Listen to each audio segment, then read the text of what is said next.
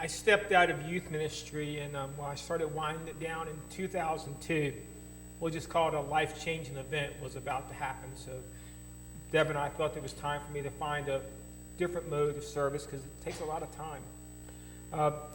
Probably the last time I was actively leading a youth ministry, it was probably around 2004. And the world has changed quite a bit. I found that video and started watching it, and I thought, oh my gosh, I'm not sure I could do this today. I'm not sure I could get back into the world where there's that much scrutiny over your picture, where you're accepted by how many times somebody clicks it that they liked it. That's a hard world to minister in.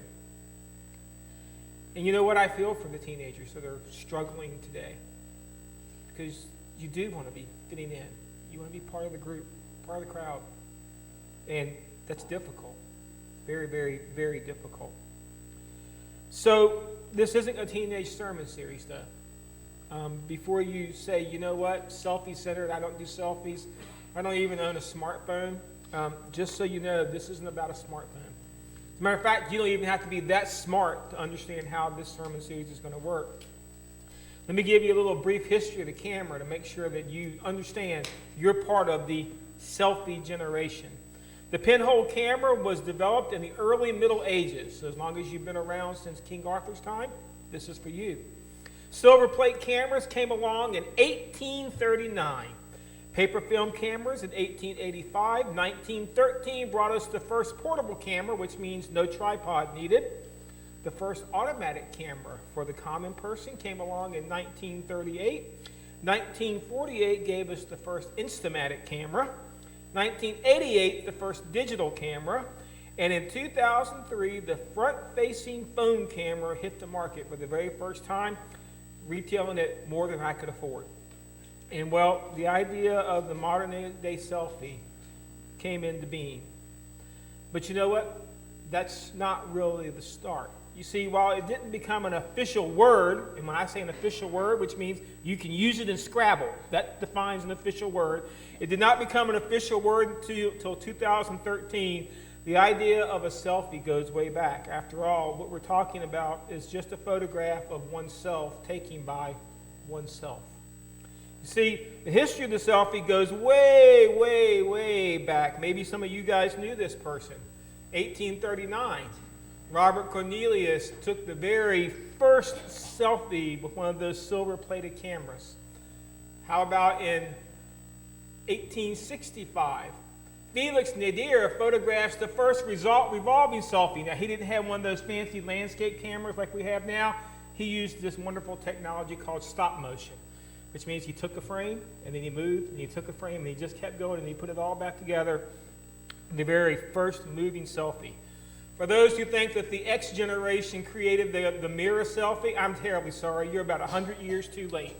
1914, Grand Duchess Anastasia Lakiva takes the very first reported mirror selfie, which means she took a camera, stood in front of a mirror, and she took a picture of herself. In 1966, Buzz Aldrin took the most out-of-the-world selfie you're ever going to see, as he actually took the very first selfie in outer space. And by the way, that one you can actually find at the Smithsonian Institute. In 2002, the word selfie first appeared online. Wow, can you believe that's been 17 years ago since this word entered our culture? The very first time it was used on Instagram as part of a hashtag in 2011. And by the way, if I haven't convinced you that you're part of the selfie generation and that this sermon series isn't too young for you, just so you know, the very, very first selfie was actually taken in 1433 when Jan van Eyck paints the very first self-portrait by standing in front of a mirror and gradually painting themselves. So just so you know, the idea of a selfie has been around for a very, very, very long time. You see, the facts are simple. A selfie, again, is just a picture of yourself taken by yourself. And you don't even have to be by yourself for it to work, but by definition, you cannot take a selfie of somebody else. Okay? I don't care what the commercial said. It doesn't work that way. You can't take a selfie of somebody else. And you know what else? Nobody else can take a selfie of you, because the entire idea behind this idea of a selfie is that, well, it's centered around you. You're holding the camera. You're selecting the angle. You're getting the light right. You decide who's in the picture. You decide which way you're going to turn. You decide which side is the best profile for you. You decide all of this because the idea behind a selfie is centered around you. And that's where this sermon series is going to kind of get. We're going to kind of hit on this idea, because in the church, we churchy people like to use wonderful phrases like, it's all about Jesus. We use that. We love to sing songs about how great God is. We love to talk about how committed we are to Jesus. But let's be very honest. The picture we take shows a different reality. We're doing this for self. And just so you know, that's not exactly a bad starting point. Paul tells us in Ephesians chapter 5, verse 29, after all, no one ever hated their own body, but they feed and care for their body just as Christ does the church. So the idea that you start this entire Christian relationship out of something for self. I want to be in the middle. I want God to focus on my needs, my wants, my desires, what's wrong with me. God, I want you to help me. I want you to fix me. I want you to save me. That is not a bad place to start your relationship. But if you stay there, well, there's going to be problems. Matter of fact, I can identify two problems right off the bat that you're going to struggle with when it comes to a selfie-centered Christian relationship. These are from the words of Jesus in Matthew chapter 16, verse 24. It says, then Jesus said to his disciples, whoever wants to be my disciples must. There's that word again. Aren't you tired of that word yet? Must? I mean, it's kind of linked the last 4 sermon series together. These are not options in our life. These are things we must do if we're going to be followers of Christ. And Jesus tells us we must deny themselves and take up their cross and follow me. The problem is Jesus flat out told us it is impossible to follow him and serve self. In fact, he says to be a follower of him, you must turn the camera off of yourself and deny yourself. And then on top of that, to be a follower, you must be willing to suffer for him. I want to tell you something. I've been doing this church thing for like 39 years. Yeah, I'm that old, really. I've been doing this church thing for a long time. I have been in different forms of leadership, and I have been at different phases in my life in the church. And you know what? Every time I hear this particular verse read, taught, preached, the concept still goes right over my head.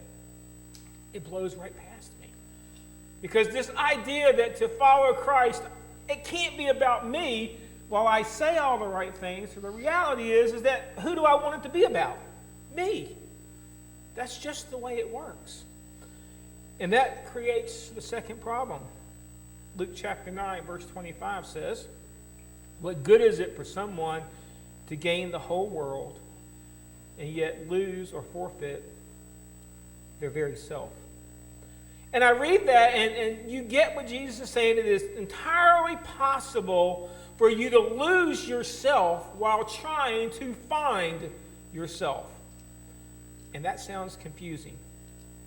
But you have to understand, in the process of trying to define myself by the worldly view, I can actually lose who I'm supposed to be in the godly view. I can get so obsessed with the picture and what I'm trying to make my life look like that I can actually lose myself trying to find it. And well, those are some deep concepts. And those are kind of like, we're going to call those the tent stakes of this particular sermon series. As a matter of fact, this might be a good time. Remember, I've been encouraging you to maybe memorize some scripture. Maybe these are the first 2 you want to put on your list.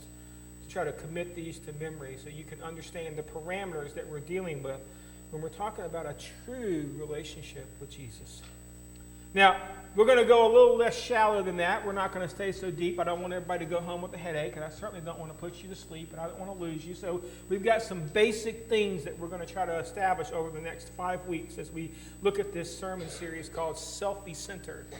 And the first thing we're going to look at is, well, we're going to look at the selfie-centered life. What is it? What does it look like to be selfie-centered? Then we're going to see the dangers of living a selfie-centered life, because we think if we can just make it all about me, my life is going to be all good. I mean, wouldn't your life be a whole lot better if everybody did things the way you wanted them to do and they always served you and you were always the focal point? Wouldn't that fix all of your problems? No, there's some dangers in that. We're going to figure out how to refocus our lives on Jesus. So we're going to talk about how to turn that camera off of ourselves and how to turn it more into a God-focused, centered life. And well, to accomplish this, we're going to look at a life that was totally out of focus. Now, I had this really cool idea to make this a sermonocracy, like a little documentary thing. I thought about finding a volunteer in the church, and we just follow you around for a few weeks, and we just take a camera, and then we would just photograph your life, and then we come here on Sunday morning, and we just pick it apart. Wouldn't that have been a cool sermon? How many people would have volunteered for that? I mean, that way I could oh, we got a hand that got raised. You know, I could stand by your bed when you wake up in the morning. I could say, good morning. And we can just keep recording your life and recording your life and recording your life. Be careful how you raise your hand around here, because you never know what I might do next. So I couldn't really think of anybody to be a volunteer for that. So I went out in Scripture, and I found us a volunteer. His name is Jacob. And we're going to take a look at the life of Jacob. If you want to follow along, you can grab your Bible. You can make your way to Genesis chapter 25. I'll be there in a few minutes. But I want to tell you about Jacob, because today we're going to look at some broad snapshots of his life, and then we're going to come back in over the next 4 weeks, and we're going to look at those snapshots a little more in depth, and we're going to talk all about those pictures. Because you see, Jacob, the name actually means deceiver. When they named him, when he came into this world, and his dad looked at him and decided to give him a name, and they called him Jacob. Remember, we're dealing in Hebrew culture, so the names always had something to do with what the dad saw in the person when he named him. And they named him Jacob, which means deceiver. And, well, this was an appropriate name because Jacob seemed to always have a problem with the idea of truth. He was perhaps what you would consider the Bible's very first con man. After all, he literally conned his brother out of his birthright. He took advantage of his dad's poor eyesight in the elder years of his life, and he conned his dad into giving him his blessing that was intended for his brother by pretending to be his brother. You see, Jacob had this huge problem with truth, and you know who Jacob had the most problem with telling the truth to? Himself. He convinced himself that everything was all right. He always had things under control. And ironically, in that verse that we read in Luke chapter 21, in Luke, the verse here says, ironically, he gained the whole world he was after. He did. He got the blessing, he got the property, he got everything.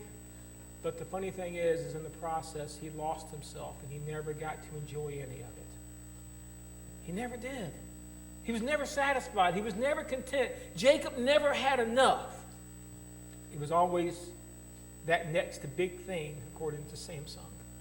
The next thing you're looking for. His deception would eventually cut him off from his family and put him on the run. And so the man that looked out to find everything found himself all alone in the world. And well, this selfie-centered life for Jacob, it began with an attitude. It began with the idea that what Jacob had to eventually see is God never blesses what we pretend to be. See, Jacob was the big pretender. He became whatever he needed to be in whatever situation there was. Whatever it was, Jacob could adapt to the situation. He was like a little chameleon. Wherever you put him, he'd get lots of likes. People liked Jacob. People wanted Jacob. Wherever Jacob went, things seemed to be prosperous. The problem is Jacob was pretending. He didn't have the real relationship. In fact, what he had was a me-first mentality. Genesis chapter 24 through 26, this is what we read. When the time came for her, this would be Jacob's mom, to give birth, there were twin boys in her womb. The first came out was red, and his whole body was like a hairy garment. So they named him Esau. After this, his brother came out with his hand grasping at Esau's heel. So he was named Jacob. Isaac was 60 years old when Rebekah gave birth to them. God bless Isaac and Rebekah, 60 years old. No, Benji, no more kids. We're done, okay? No brothers and sisters for you. We are done. What you guys is enough. But as we look at this picture, maybe this is the best picture we will ever see of Jacob and of ourselves. You get it? From the moment he came into this world, Jacob was grasping to be first. Can't you just see the wrestling match going on inside of mom's womb? His birth is about to happen, and you're trying to be first, and he didn't quite make it. And so he came out, and he was still clutching a hold to his brother's heel, desperately trying to get to the front of the line. His grasping eventually literally caused him to marry the wrong woman. Now, not the wrong kind of woman. In Jacob's total life, he ended up actually marrying the wrong woman. He was supposed to marry one woman, and he ended up marrying her sister instead because of this self-centered attitude that he had. We'll look at that story in a few weeks. He ended up an indentured servant to his uncle, trying to earn what he had been freely given. Funny, he spent all these years trying to earn this woman, then he married the wrong one. Isn't that amazing? He eventually got a hold of God, wrestling with him to try to force a blessing. Can you imagine this picture? God finally shows up in person in his life, and what was Jacob's instinct for it? I'm going to wrestle with you. I'm going to get what I want out of this, and I'm not going to let you go until I get what I want. That's me first. But you know what Jacob learned? All through his life? Something I don't think we've learned yet. I know this because I know where I live my life, and what Jacob eventually learned is me first is miserable. When I always have to be at the front of the line, when I always have to have my guard up, when I'm always trying to leap over the person in front of me, I'm always trying to be the center of attention, to get the most likes, to get the most pictures, to get the most there, to get the most that. When it's always about me, I am a miserable individual because I'm never happy. I'm just looking for the next thing that's going to be about me. You know, Jacob wasn't the only one that came to this conclusion. Solomon came to it. Now, if you don't know who Solomon is, he was the king of Israel at one point. And most historians agree that he was probably the richest man that ever lived. Surely he would be happy. He had a kingdom, and he had hundreds of wives. He had hundreds of kids. He had all of the money in the vault, anything at his disposal. And this is what he wrote at the end of his life in Ecclesiastes chapter 4, verse 8. There was a man all alone. He had neither son or brother. There was no end to his toil, yet his eyes were not content with his wealth. For whom am I toiling? He asked.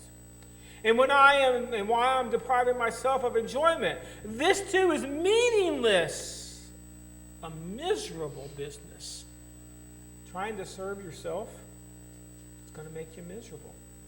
It just is. I mean, we can say it doesn't, and we can say that it's all going to be okay, and it's all going to come up in the wash, but let's face it. We hang out too long looking at the pictures of ourselves. Didn't you catch it on that video? The guy said I posted, and if not enough people hit it soon enough, I wondered, should I take it down? Should I take another picture?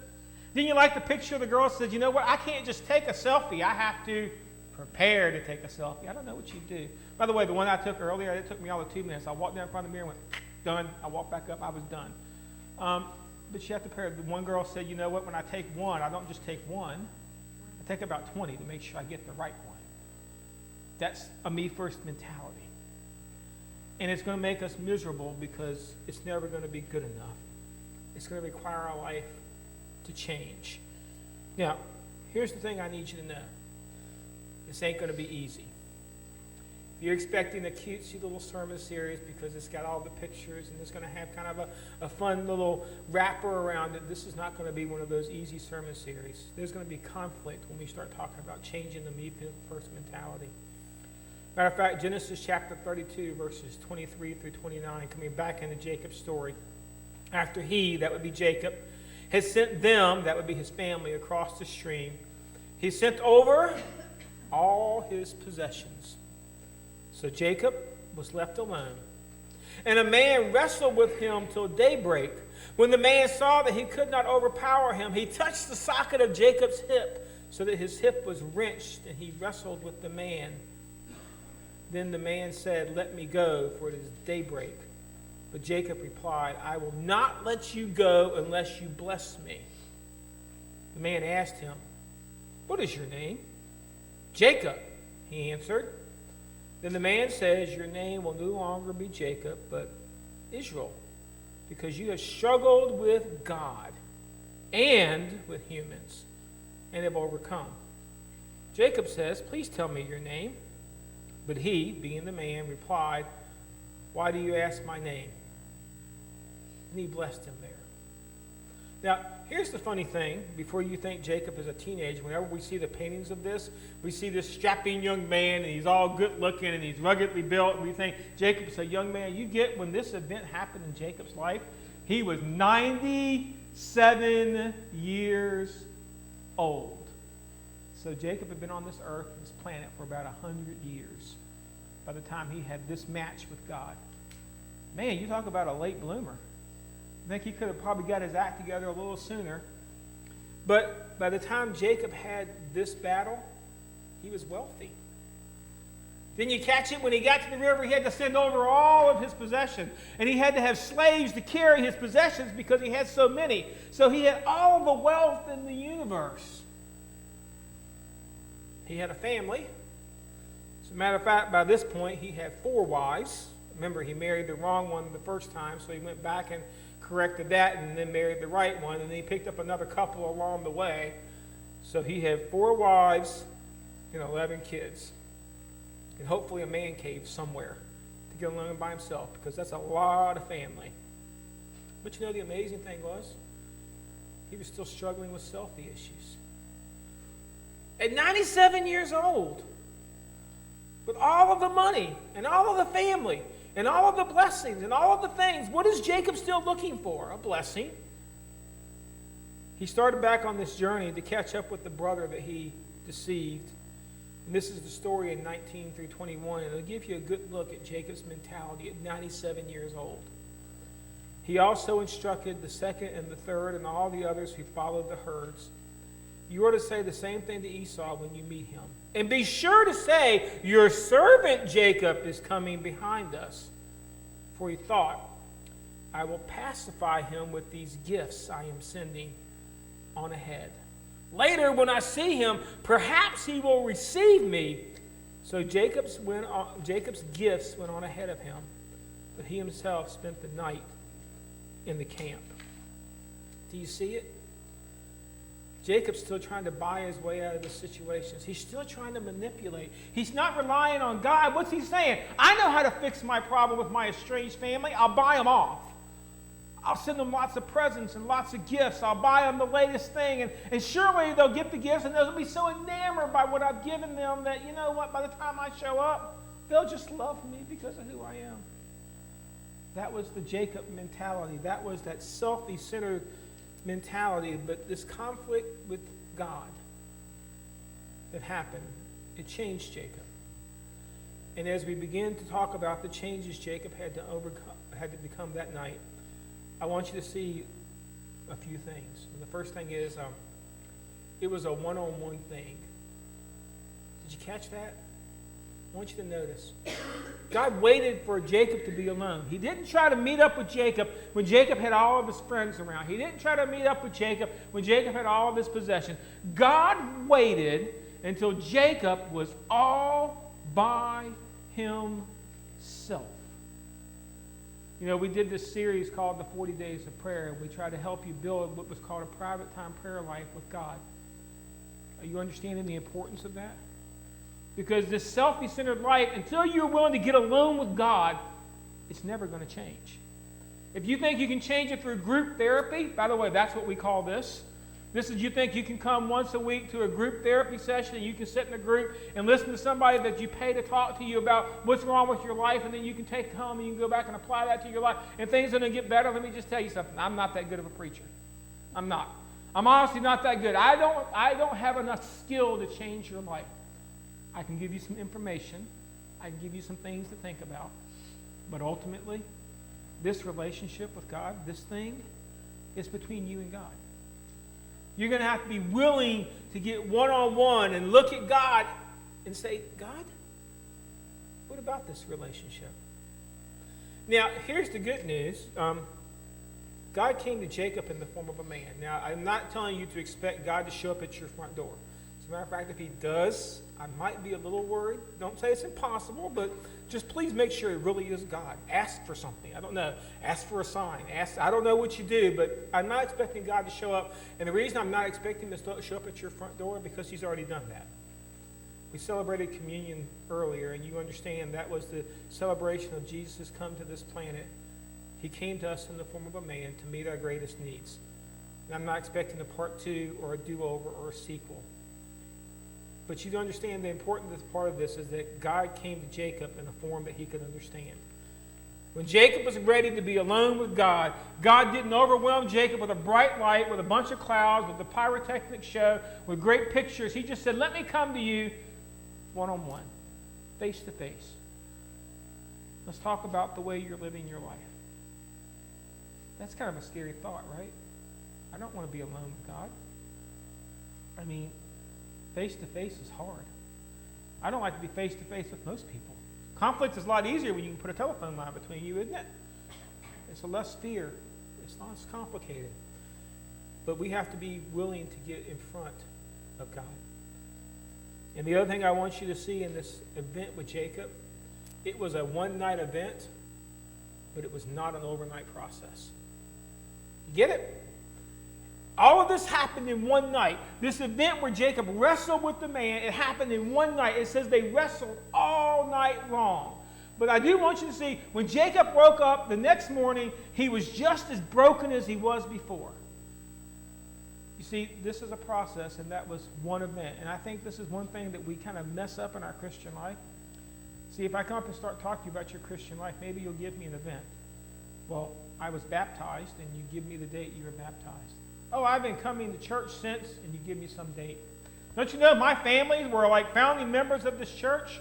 We base our relationship on an event in our past, not the process of us moving toward God. And it makes us self-centered. We're living on our laurels. We're living on the things that we think we've done. We're living on what we think is enough. And God says, you know what? There is nothing that's enough. What I want you to do is to get in a relationship, a real relationship with me. And it's not going to be an overnight thing. Matter of fact, let me tell you how long it's going to take. The rest of your life. From the moment you decide to follow Christ, all the way until the day they put you back into the ground, it's going to take the rest of your life. You're going to struggle with these issues. You're probably thinking, that sounds depressing. Yeah, but you don't have to struggle with them alone anymore. That's what you get out of Christianity. It's the idea that you're not doing this alone anymore. You're not by your selfie. Sometimes in this process, I just want to give you the warning, you're going to get hurt, possibly scarred. As Jacob wrestled with God to get his blessing, as Jacob wrestled with the things that were going on in his life, as Jacob thought he could win, well, he got an advantage. So what happened? It says the man touched his hip and it wrenched, which means basically it broke. And Jacob walked with a limp for the rest of his life. God never healed it back the way it was. It was a reminder that, you know what, you can wrestle with God if you like. You can do this the hard way. But you do understand, if you're actually going to follow God at some point, just like that verse says that we have to deny ourselves, take up our cross, and follow him, at some point there's probably going to be a little pain. It's probably going to be a little anxiety. There's going to be a little suffering. Everything isn't always going to be roses and sunshine and rainbows. That's not the way this works. And then I want you to see that God will ask you to take a look at who you think you are. The man looked at Jacob and said, "Who are you? What's your name?" He said, "Jacob." I wonder if Jacob ever had a problem saying his own name, because every time he said it, he had to be reminded. Deceiver. Liar. Every time he said his name, he had to be reminded of the things that he'd done in his past. Think he ever got tired of saying his own name? Jacob. Yeah, I'm the deceiver. I'm the one that will take advantage of you if you give me a chance. I'm the one that will lie straight to your face and then do the exact thing I told you I wasn't going to do. Yeah, that's me. I'm Jacob. But he identifies himself to the man. And I guess it would have been easy for God to say, "Yeah, I see who you are," and just walk away. But that's the amazing thing about Jacob's story. Because God, he does not leave you where he found you. When Jacob said his name, "My name is Jacob," immediately the man looked at me and said, "Yeah, you are Jacob. You are the deceiver, but you will be Israel," which means the wrestler with God, the man that contended, the man that fought. And he said, "That's who you will be. That's who I see." Now, I want to let you know something. This name did not stick with Jacob right away. He went back and still kept calling himself Jacob. We'll look at the story when God actually finally got Jacob to stop calling himself Jacob and start calling himself Israel. We'll do that in a few weeks also. But here's what I want you to see. When you get into this relationship, when you turn the camera off of yourself and toward God, God's not going to leave you where he found you. He'll start any place. I don't care what you've done in your life, what you've done in your past. God will start anywhere. There is no sin, no thing you have done in your life that God can't start with. But just so you know, he's not going to leave you there. He's going to walk with you every single day, and you're going to work on this picture, this selfie-centered image, as he gradually wrestles you to get that camera turned off of yourself and onto everybody else. Now, here's the good news. Jacob wrestled for his blessing, and he got it. I'm going to go over to the story of Moses. Now, Moses is a descendant of Jacob. And this is what it says in Exodus chapter 3, verses 14 through 15. God said to Moses, "I am who I am. This is what you would say to the Israelites," named from Israel, who was Jacob. "I am has sent me to you." God said to Moses, "Say to the Israelites, the Lord God of your fathers, of the God of Abraham, the God of Isaac, the God of Jacob, has sent me to you. This is my name forever, the name you shall call me from generation to generation." Jacob asked for God's name, and he never gave it to him, but later he reveals it to one of his hands. He says, I am. You know what that means? I exist. I am today, I am yesterday, I am tomorrow, I am, and you can count on me to always be who I said I was going to be. You see, that's the point. If I begin to turn my image toward God and away from myself, I've got a fixed point. But here's the deal. Is it time to refocus your picture? Let me tell you what God's not going to do, okay? I guarantee you this. If you've got your camera turned towards yourself and you're totally living a self-centered life, God is not going to come down. He's not going to jerk the camera out of your hand, smack you upside the head and say, "What is wrong with you?" He's not going to do it. He'll come alongside you and he'll make promises, and he'll come alongside you and he'll work with you. He'll walk with you. He'll minister to you, and he's trying to lead you to do what? Turn the camera yourself. See, that's just God. This is your choices, your decisions. How you live your life is your responsibility. All God's going to do is give you the guidance and say, you know what, if you do it my way, life is going to be so much better. Life is going to be so much less complicated, and you're never going to have to walk with this alone. But the only one that can turn the camera, it's you. That's the idea of a selfie-centered life. It's your camera. You're holding it. You decide who's in the picture. You decide who's going to be the focus.